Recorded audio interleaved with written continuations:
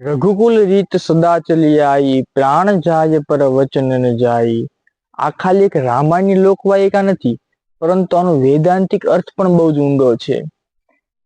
રઘુકુલ રીતિ સદા એટલે કે રઘુકુલની રીત છે કે સત્ય પર અડગ રહેવું.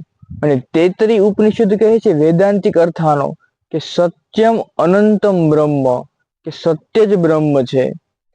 જે વ્યક્તિ સત્ય ઉપર, પોતાના વચન ઉપર, પોતાની પ્રતિજ્ઞા ઉપર અડગ રહે છે તે ભગવાનની સાથે જોડાયેલો હોય છે.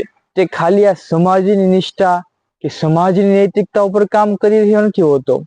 બીજી લાઈન આવે કે પ્રાણ જાય પર વચન ન જાય.